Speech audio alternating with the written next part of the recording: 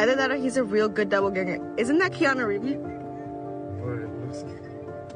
Bruh. Very early on in his career, Keanu Reeves told reporters that his name, Keanu, meant cool breeze over the mountains. It is a kind of perfect summation of who he is as a star, not just on screen, but in terms of what we know about him as a person. You're breathtaking. You're all breathtaking. I have been a part of some films that have been embraced, and I'm very grateful.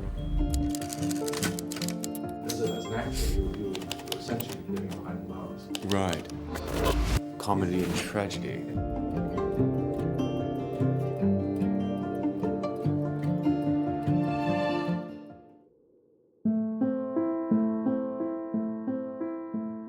He took some solace in science fiction reading and in comic books, which is really interesting when you think about the trajectory of his career and the kinds of films he ended up making. He was a private child who struggled a lot due to dyslexia, which is something that he has been quite forthcoming about, and how that struggle impacted him. Didn't really have any interest in acting until the influence of his stepfather really gave him that kind of bug.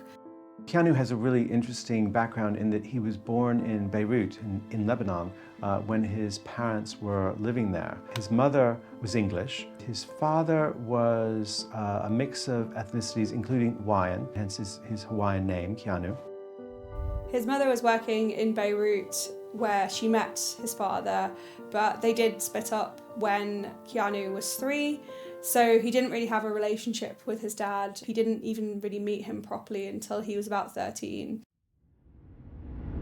Art had become a pivotal aspect for Keanu and his sister Kim, who were entranced by fiction and film alike. Growing up in the 70s, there was no lack of incredible films for the siblings to watch. Later on, he said that when he was growing up, he could only imagine that he would go to Hollywood. His goal was always to go to Hollywood because the films he watched as a kid were made in Hollywood, and he understood that he wanted to be part of that world. So Keanu's stepdad was Paul Aaron, who was a Hollywood director and Broadway producer.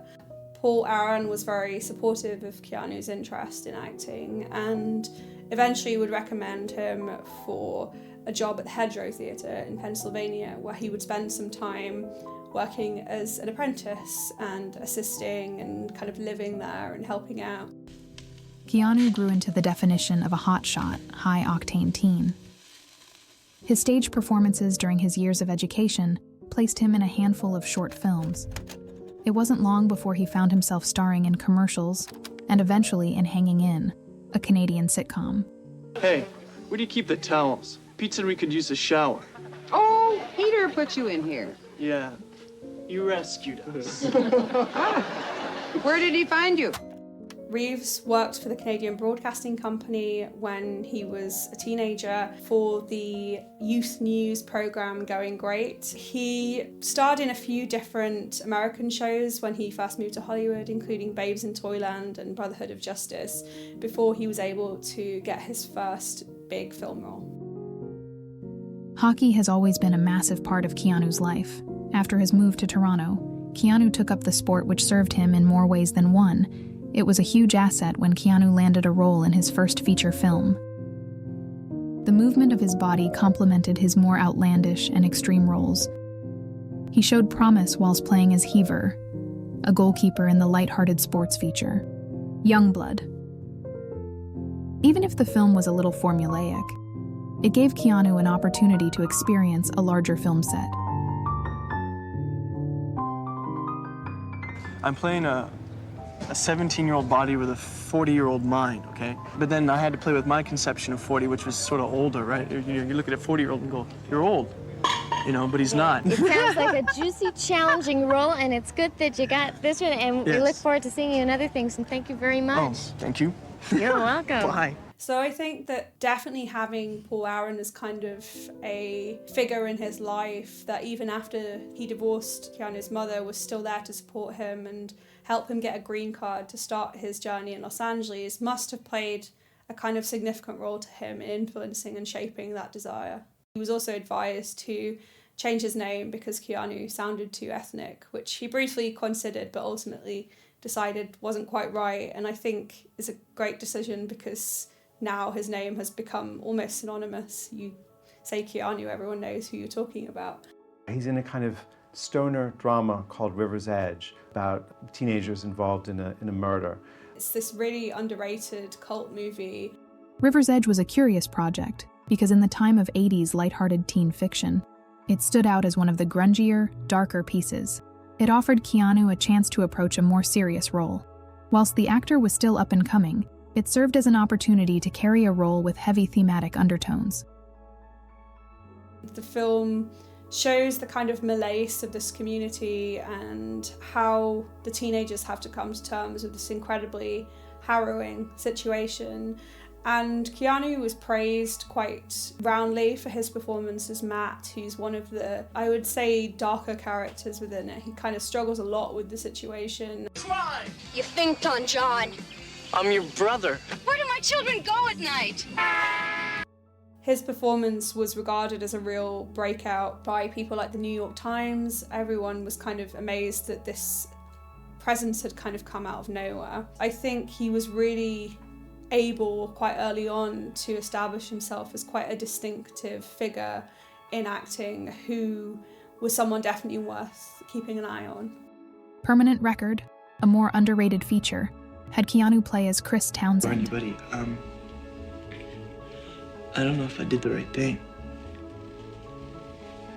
After the passing of his closest friend, Keanu's upbeat character changes drastically. The film depicts grief in a very unique way, having sharing the experience between a range of characters of which Keanu seemingly has to manage. He also, in the late 80s, has a co-starring role in Dangerous Liaisons, a costume drama in which one might say he's just a little bit miscast. So he makes his really big breakthrough in Bill and Ted's Excellent Adventure. A really distinctive film and one that seems perfectly suited to him. It's really what made him a star more than any other film he'd done to that point. So Bill and Ted's Excellent Adventure is a film about two high school students who have to create a history paper, and somehow they manage to travel through time to meet some of the characters they need to write about in their paper. It's just a wonderful, wide-eyed adventure story. Let's go back into history.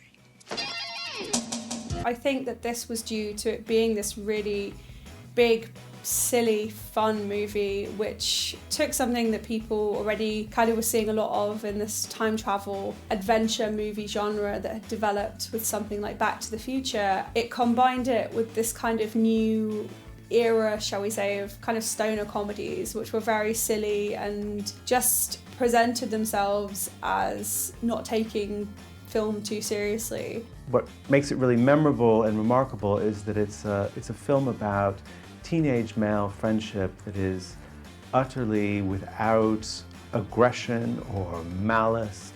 They're just good friends. They get along really well. They help each other. Excellent! And they do have an excellent adventure. So it's a really sweet film, maybe even slightly educational film, given that you get to meet Socrates and Abraham Lincoln. A film that established him in his wide-eyed capacity. His big phrase in the film is there's a sense in which everything is new and exciting and appealing to this rather sweet, not entirely bright teenage boy. The film was really well received by critics and made a surprising return on the box office investment and has become known now as one of the kind of best sci-fi movies around because it just takes the genre, which sometimes I think can feel quite serious, and plays with it and has fun with it. It's really known as a defining presence within Keanu's filmography. There's an element of nostalgia to Bill and Ted's Excellent Adventure. Like you can't, I imagine if you watch as a teenager, you simply identify with Bill and Ted. But if you watch it as an adult, you kind of look back to teenage years and the kinds of adventures and the kinds of friendships that you had at that time in your life. So I think it's a perfect film for nostalgia. It's a perfect series to stay in the hearts of audiences because of that nostalgia factor and that idea that one would always like to look back on those sorts of friendships and that period in your life for the kind of excitement that it has in the film.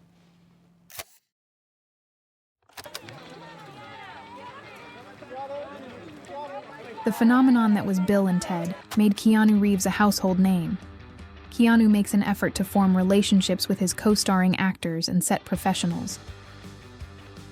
His friendship with River Phoenix stood out in I Love You to Death. What do you say?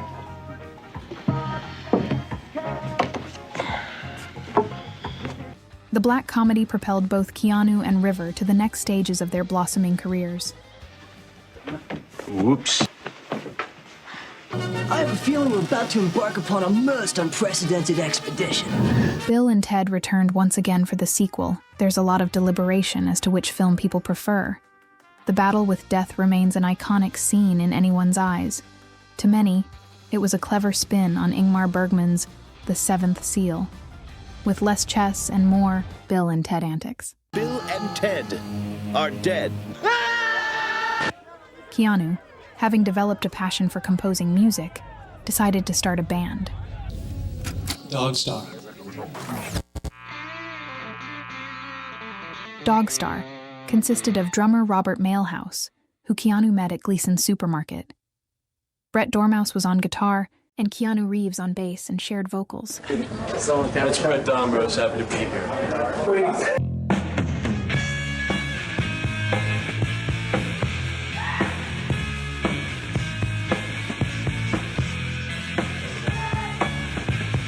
Keanu, rock stars become music stars, movie stars all the time. How does it feel to be a movie star who's becoming a rock star who has a passion for music? Well, I have a passion for music. I don't think myself or the band Dogstar have quite reached the heights of rock stardom, but it's been really fun playing in the band over the past 6 years, and hopefully we can continue to make records and play live and stuff, you know? Does Dogstar afford you peace and security? Does rock afford me peace and security? Absolutely not. No, but it's really fun, man. It's really fun to write, and the fraternity with my band members and like traveling and when we can and doing rock shows is a lot of fun. Keanu and River Phoenix returned in a feature the following year, breaking out of the teen fiction rut and taking on a serious narrative. I always know where I am by the way the road looks. Look, I just know that I've been here before. I just know that I've been stuck here. So My Own Private Idaho was Gus Van Sant's take on Shakespeare's Henriade, which is a series of historical plays. Isn't that right, Mike? What do you care about money? You got plenty of money. Actually, Mike is right. I am going to inherit money. A lot of money. It took quite loose inspiration following these two young street hustlers played by River Phoenix and Keanu Reeves, who go on this journey across the United States and to Italy in search of Mike's mother. It's not only considered one of Gus Van Sant's best films, but it's become a very pivotal queer film. So My Own Private Idaho was as far from Bill and Ted's Excellent Adventure as you could get. And it's definitely one of the most heartbreaking films of the kind of 90s, and definitely for Keanu, I think, establishes him as this sort of unknowable screen presence. Obscure, enigmatic film, quite difficult to know what's going on all the time. It has its surreal moments. And I think it was Keanu Reeves' signal to the audience that he was not going to be pigeonholed and he wasn't going to be caught in that kind of role. It was an art house film and it was an art house hit.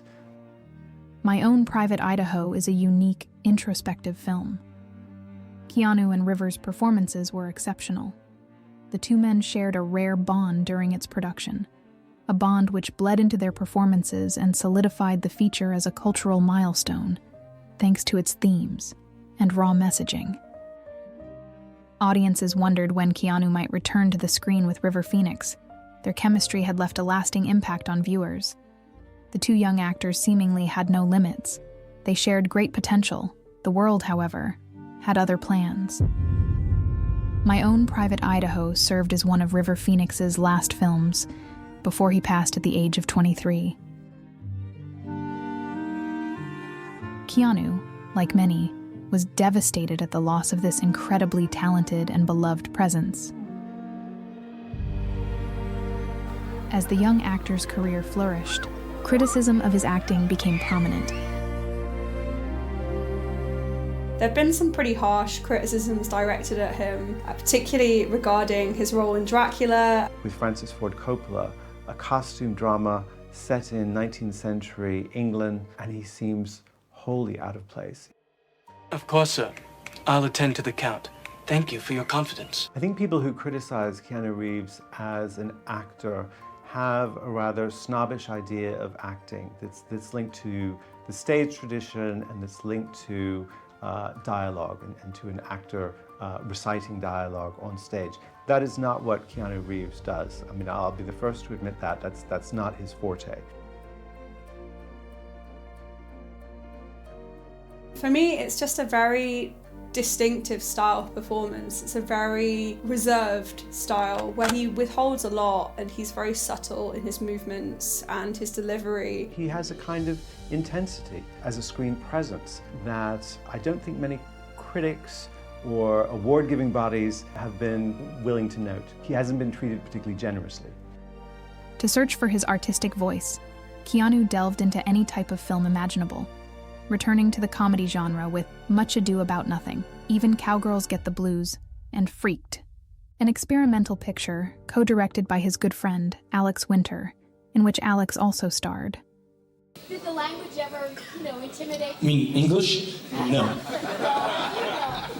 Most of the play is in verse. I'm sorry, in prose. So it's a welcome challenge. The strange casting decisions continued. Little Buddha stood out as a rogue addition for Keanu, who plays as the reincarnation of Siddhartha Gautama. I played Prince Siddhartha, an emotional fable myth aspect interpretation. Buddhism is very specific with the psychological, emotional declension, I guess. So I guess studying that comes to emancipation from the from emotions and realizing more of what phenomenal existence is, and through that practice comes perhaps compassion and wisdom. In the 1980s and into the 1990s, action stars tended to be figures like Sylvester Stallone and Arnold Schwarzenegger. That is really powerful, really macho, seemingly none too bright men of power and action. Keanu Reeves helped to bring in this new age of action stars where you didn't have to be the biggest, the most ripped person on the planet to be a credible lead. Keanu Reeves really signals a change with Speed, particularly in terms of turning him into a kind of action hero, but I think it's also a point at which he redefines the action hero. When I find you. Pop quiz, hotshot. There's a bomb on a bus. Once the bus goes 50 miles an hour, the bomb is armed. If it drops below 50, it blows up. Sandra Bullock is behind the wheel of the bus. Keanu Reeves is trying to save the bus.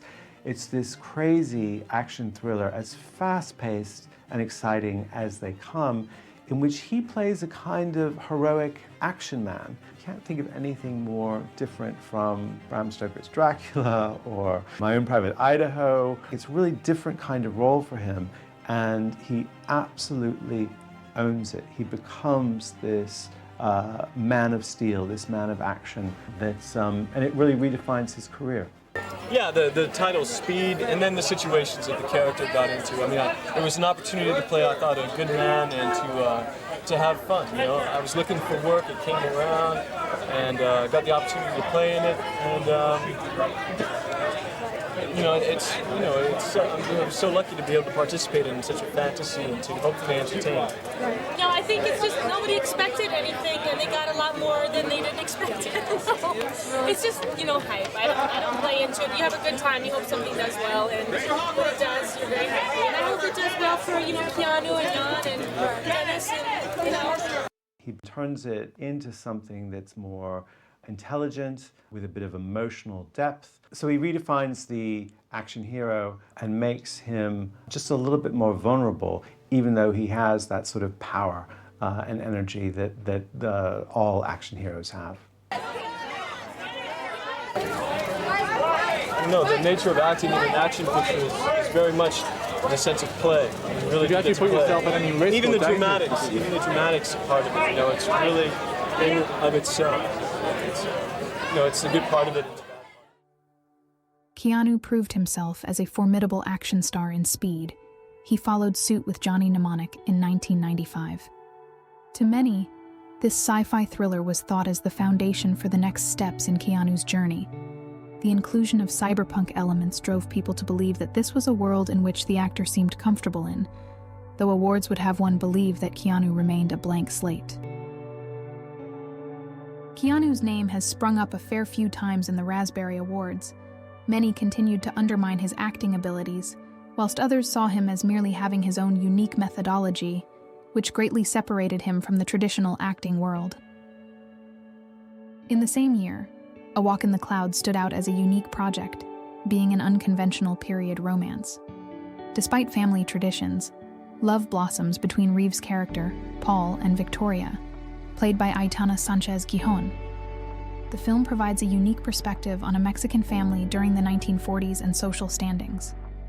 The film gained Keanu another Raspberry nomination, whilst many audience members thoroughly enjoyed his performance. Keanu's performances were divisive, and slowly, people were beginning to accept that. Keanu came into contact with Jennifer Syme. Jennifer was a talented actor and filmmaker who'd worked alongside David Lynch before directing her own projects. The two became a couple. Undoubtedly, their passion for the arts was a talking point of their relationship. Before long, Jennifer became pregnant in 1999, the very year Keanu's life would change indefinitely.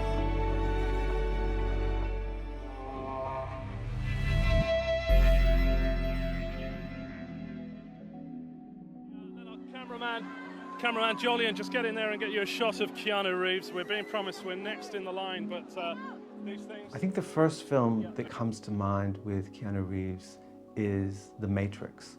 There are other roles that come to mind, but The Matrix is such a distinctive role. It's such a distinctive film. It's so iconic. I was 11 when I first saw it, and I remember thinking that Keanu Reeves was probably the coolest person I'd ever seen. The film itself has such an incredible legacy and has really changed the way we think about sci-fi movies and has become kind of part of the public lexicon now. So that's the one for me that I think will always stand out. Keanu, Sky News, we're live. Can I just ask you one very quick question, please? What do you make of the reception, not just here in London, but just The Matrix worldwide? It's pretty extraordinary, and it's great to be a part of it. It doesn't happen all that often. It's just, for me, I love the films, and I had a great experience making them, and so hopefully people will enjoy them. And the experience of making the film was a great one, and then the aspect when it came around to complete the trilogy, just signed on board without reading the scripts because of just the experience that I had and the trust I have in the directors. And had a great experience making Reloaded and Revolutions, and it's great that people are coming out to the films, and I hope that they enjoy them. Famously, Will Smith says that one of his biggest regrets is turning down The Matrix, which he turned down in favour of Wild Wild West because he had a lot of doubts about whether or not the Wachowskis would be able to pull off the very tricky special effects. Nicolas Cage similarly turned down the film, as well as Brad Pitt and Val Kilmer. So it was quite a long list of names before Keanu Reeves was the one that the script came to. And Warner Brothers really fought quite hard for Keanu whereas the Wachowskis were more interested in having Johnny Depp. Keanu ended up being a perfect choice because he was a little bit of a blank slate who didn't have a huge profile at the time. He really gave this sense of naivety and almost openness that I think any other actor would have probably struggled with. But the reason the film works is because we feel this real connection to him, and he could be kind of anyone within the world. He is a kind of audience surrogate who gets embroiled in this very weird world and kind of has to just go along with it. I did all right. I got kicked a couple of times, you know, burst open my thumb, and, you know, one of the wire tricks I remember, I got caught in a tree. But I never really got hurt. All in a day's work. So The Matrix came out in 1999. We have to think back then to how early that is to have a cyber thriller, right? A thriller about the internet. When most people were still just getting to grips with what the internet was, this is a whole drama based around the internet. It also involves a lot of AI, artificial intelligence, again, at a time when not a lot of people would have even known what that was. I'm glad to be here. You know, I'm glad to speak about something that I love so much. I'm a fan of these movies, and I had a great time making them. They've been a huge part of my life. And so to come out and travel and speak about them is part of the gift, I guess. I'm fine with it. You've done lots of really interesting work, haven't you? You know. Yeah, I've been trying. Yeah. You know, I really feel like The Matrix is the event, is the piece that we all, actors and craftspeople, are a part of, you know? So hopefully if anything's remembered, it will be the films themselves, you know? And we're part of that. So it is an incredibly innovative and I think in a way prophetic film. It just broke a lot of new ground and opened up new cinematic worlds for audiences. The Matrix is an iconic film partly because of its visual style, that it imagined the cyber world cinematically at a time when few, if any, films had done that. It's interesting to look at it now and realize just how paranoid it is and how steeped in conspiracy it is, that everything we see and do is artificial and invented by larger structures around us that are all out to get us, that are all out to farm us, literally. It's pretty special. Keanu, you've been a bit of a rocker in the past. I mean, how rock Not like these guys. How rock and roll are you now? Are you still rocking it up? No, I'm not. I'm going a quieter path now. More measured and quieter. The fame which came to Keanu thanks to the Matrix franchise was immense. Beyond the glitz and glamour, Keanu's partner, Jennifer, gave birth to their daughter, Ava. Sadly, the baby was stillborn. The birth affected Keanu and Jennifer beyond comprehension. The couple briefly parted ways, before reuniting once more in 2001 after dealing with the loss in their own way. One's personal life can put a great deal of strain on their career. Whilst fans of Keanu could only speculate, it was something that many felt sympathy for. To juggle publicity and privacy is a war Keanu seemed to avoid fighting. His emotions were raw and could be seen in his interactions alongside his performances. An aura of honesty and humbleness began to radiate from Keanu, something many celebrities could not demonstrate due to being enveloped by fame. But Keanu was a completely different entity.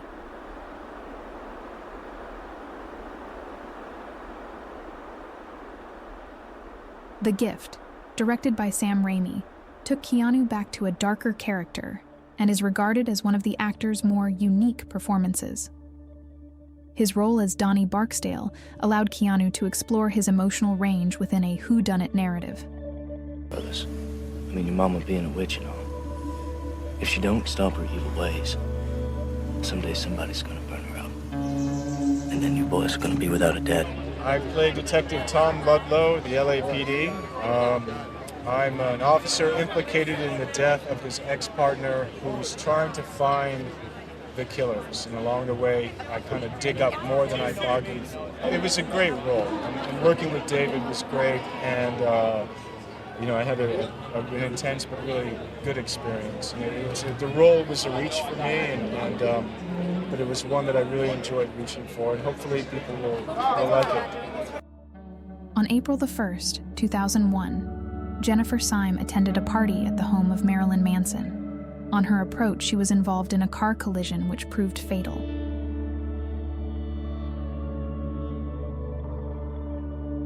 The tragedy, compounded with the loss of their child, was a shock of sadness to Keanu, alongside being a great moment of realization and reflection. Life in Keanu's eyes appeared to seem fragile.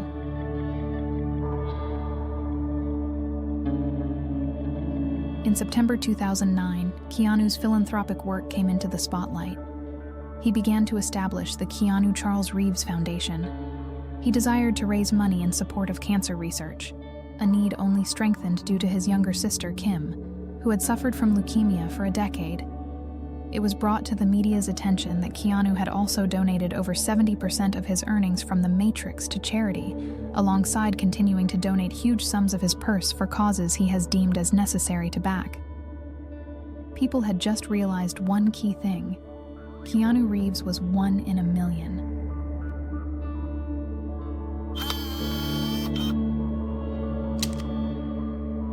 In May 2010, an image cropped up showing Keanu sitting alone at a park bench. He was eating a sandwich, and the internet went crazy about it.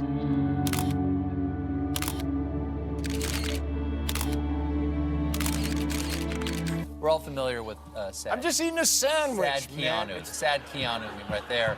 Man, I'm This is eating a frame sandwich. of Berserker from. Yeah. There you go. Okay.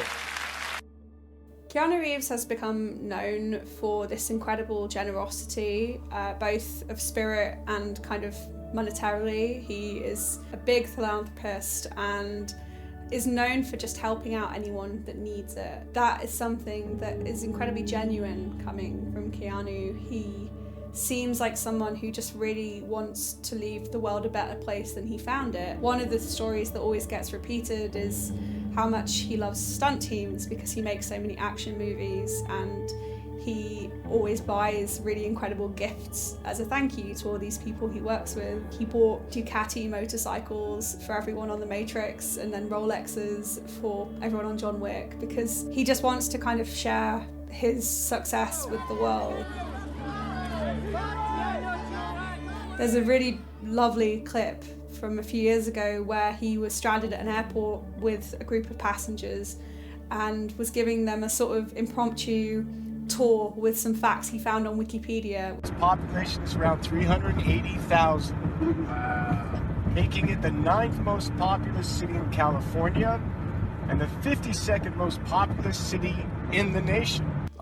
We all say it, we all do it, and I think it has meaning. I think it's what we're going through now. I think it's the reason that things are all sort of a little bit uncomfortable. He is known for being a very genuine soul, the opposite of a diva within Hollywood.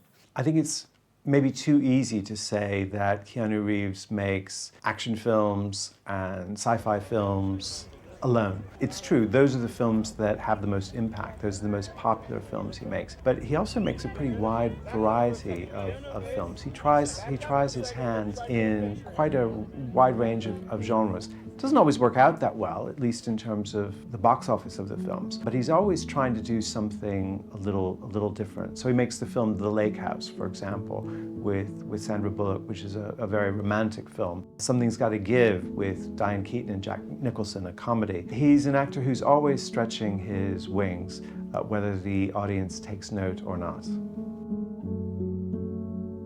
Now, he's a very private man, so we don't know a lot about him as a person. He doesn't talk about his private life or his beliefs very readily. One senses his personality when he's on talk shows promoting his films, his laid-back nature. When he talks about what he likes to do off-screen, it's usually riding his motorcycle, long motorcycle trips. He's not someone who's seen on the red carpet a lot. He's not one who's seen at openings, at nightclubs, at He's not one of those Hollywood A-list people who's always in a tux and attending the right thing. One gets the sense that he is this sort of very laid-back, centered, easygoing guy, and fans pick up on that. I learned how to ride a motorcycle when I was doing a film in Munich. This young woman had an Enduro, and I asked her if she'd teach me how to ride it. And when I came back to Los Angeles, this is probably around 86, 87, I got my first motorcycle. You know, when I don't ride a motorcycle, I go through withdrawal. It's not good for my health.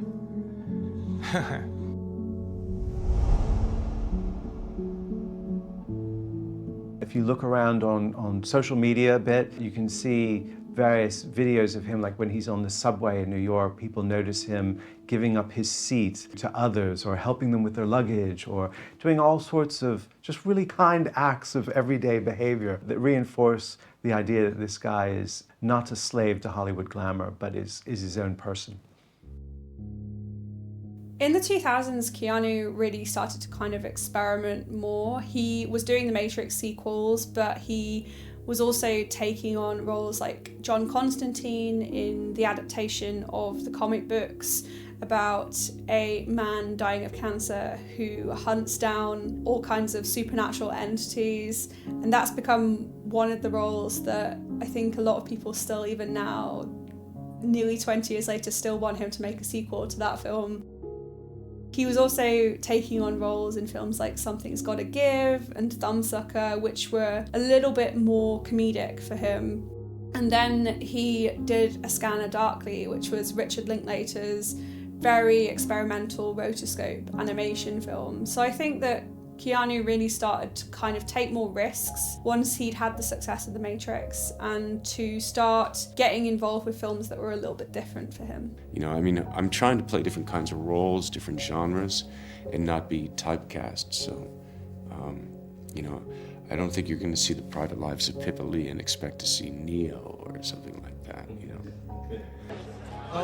Yeah, I mean, I enjoy the physical part of acting, and this one certainly has that going for it. So, yeah, it was a good experience. Keanu made his directing debut with Man of Tai Chi in 2013.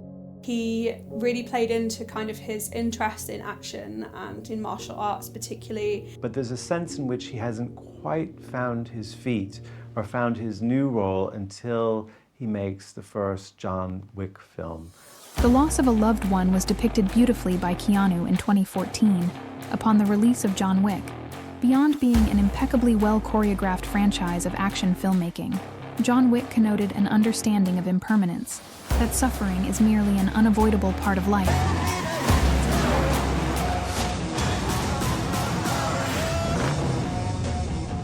You like that, huh? It is at this point where we bear witness to this actor showing discipline which goes far beyond physical feats. Keanu himself and John Wick shared something in common: loss, as do they share the willingness to persevere. How good's your laundry? No one's that good. I thought not.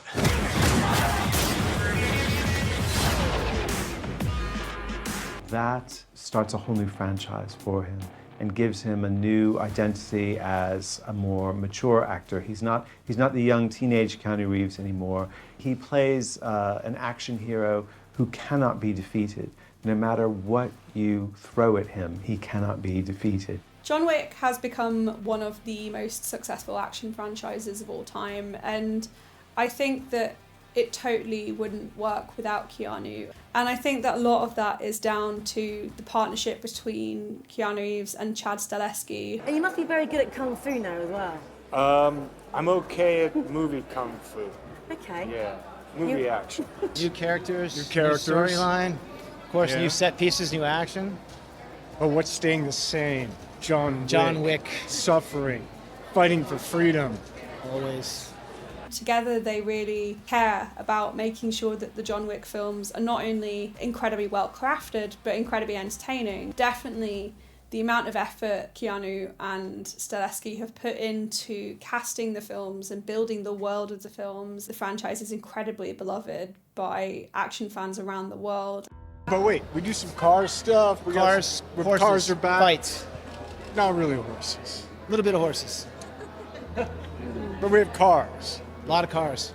A Motorcycle. lot of fighting, Motorcycle jiu-jitsu, judo, gun Jiu-jitsu, fu. judo, gun fu. Oh, we got some surprises Swords. in there. Yep. Got some surprises, yeah.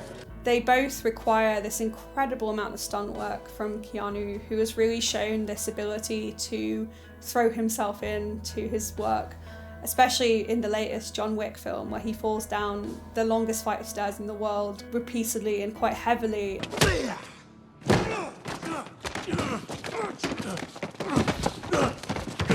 He's someone who really wants to innovate within his space and try new things. There's a constant quality. So it's a curious combination of the old style vigilante film in which the action hero is seeking justice, but it's overlaid with a level of heartache and vulnerability that gives the film and the character some depth. Well, I love the role, and for me it was really cool to have the response of the first film from the audience to give us the opportunity to tell another chapter in John's life. I remember the first day that I was back we were starting to film, and the first time that I put the suit back on, it was literally the same suit from chapter 2, and it still fit. I was always inspired by the early James Bond movies, about how they took you places and they made you really think about the world and places you want to go and inspire you. So we just wanted to do the same thing. It's a bit of a saga. It's John Wick's story. It's John Wick's saga. So you get to see John Wick go through a lot of trials and tribulations, some great set pieces, and meet some interesting people. Yeah, the world, shoot the 'em. character. I mean, you went, you were going a little big. Went pretty big on this one. Yeah. We wanted the world of John Wick to feel big. Is it true that there's really going to be a Bill and Ted 3? Is it really true? Like, that's my dream come true if so.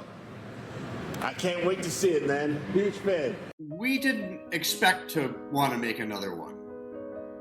Including, not just Keanu and myself, including the writers Chris Matheson and Ed Solomon. And I think they just kind of got inspired. They had this idea they brought to us a while ago, like a good 10 years ago, that we just thought was really hilarious and had a lot of potential. Third installment, is it on the cards? Is it happening? Maybe. Yeah, they're writing a script, Chris and Ed, so we'll see if it's any good. You're not giving much away though. You just... Well, that's all I know. I mean, it's just like they've got the burden and, why hasn't things happened and they're still kind of stuck in their life. Yeah. I think it would be good. I think it would be better than good. I think it would be... It would be ridiculous, but fun. But fun. If it's good. It would be excellent. You're not going to say it, are you?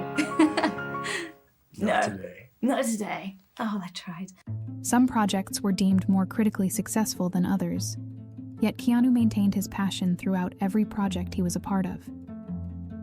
Yeah, I was reliving it at the same time, living it anew. That gesture you're talking about, kind of feeling the back and seeing what if the plug's there and stuff, there was certain moments that were intentionalized, like, okay, so that was then, so let's do it now, but now is different. And I think Lana Wachowski, the director, was playing with that idea of the past and the present. It was challenging for sure and exciting. I love that physical aspect of what it takes to play Trinity. As challenging as it was, just because my body's so different 20 years later, and it was a challenge that I loved. I love being a part of those really physical scenes, and especially doing them with him. He's so masterful at it, and it's so, I learn a lot by watching him and how he meets the action in such a believable language. He has just this incredible ability with his body to tell story, and I learned a lot working with him this time around, watching him and trying to take some of it. Well, you nailed it. I also like just the first time that we meet, and then all of our scenes. It's really fun. It was really fun. Every day was really, really lovely to be across from him and partnering up in that way. It was really a joy. In the Matrix. Yeah. animation became a new stone for Keanu to overturn. His appearances in Toy Story 4, alongside SpongeBob and League of Super Pets, resulted in some fantastic vocal deliveries and often material which would later become a meme template. The memes, of course, were a way of honoring the actor, not to belittle him. Keanu, thanks to his earthly persona, had tapped into a new generation of audience, which has embraced him for who he is. To a lot of people, Keanu appears as a source of comfort and hope in this turbulent world. His calmness and enjoyment of the simple things in life is how many others wish for themselves to live.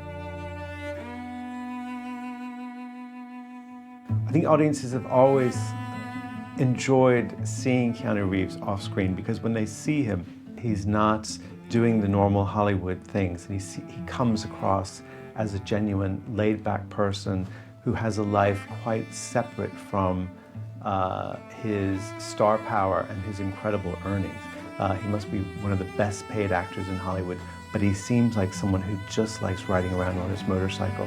And when he's on talk shows, he's very self-deprecating and doesn't have any of the self-importance that a lot of Hollywood actors bring.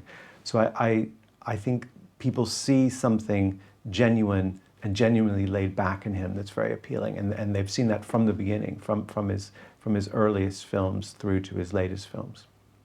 So one of the most intriguing things I've heard him say about his future is that he'd like to play King Lear. And I'm not sure whether he meant that on stage or on screen, but I think it would be a great part for him. I think he looks like Lear now. John Wick looks like Lear, and I think it would be a great way for him to stretch his wings further as an actor. For over 30 years, Reeves has really had this incredibly varied career, which is defined by these really intense action roles that he has managed to make his own, and he's really got this kind of bravery, I think, as a performer, where he's been knocked down by life, by bad reviews, by bad box office reception, but he's always kind of got back up. His impact is really reshaping what it means to be a leading man, and also what it means to be a successful actor, and to how you should take the bad reviews as an actor. His parlayance of his online persona, or certainly his outside of film persona with on-screen performances, especially in John Wick, has become incredibly unique and something that we're going to see influencing the next generation of action stars. Well, I don't think he'll be remembered primarily as an actor in the sense that we remember, say, Laurence Olivier or Marlon Brando as an actor. And I don't think he'll be remembered as the kind of star that Tom Cruise is or George Clooney is, someone where we know a lot about their private life and we feel their presence in the film, the presence of their personality in the film. I think he'll be remembered in terms of the screen, in terms of his acting, as someone who really changed the action genre and brought a new kind of figure into it. A more thoughtful, a more emotionally complex, less macho action figure. I think that'll be a key part of his legacy. And the other part will be someone who managed to be a star and a top earning star for decades without taking on any of the trappings of glamour or scandal or self-importance that so many other Hollywood stars have. Keanu Reeves is far and away one of the more unconventional actors. His ability to have his spirit seep into the roles he undertakes is remarkable. He has experienced so much in his lifetime. Though he deservedly remains a private person, he has shown the world his kindness, his generosity and appreciation for what others might perceive as mundane. There is no doubt that Keanu is a beacon for many people who have experienced similar events in their own life. It is the acceptance of our flaws and the willingness to continue which Keanu has gifted to the people. What do you think happens when we die, Keanu Reeves? I know that the ones who love us will miss us.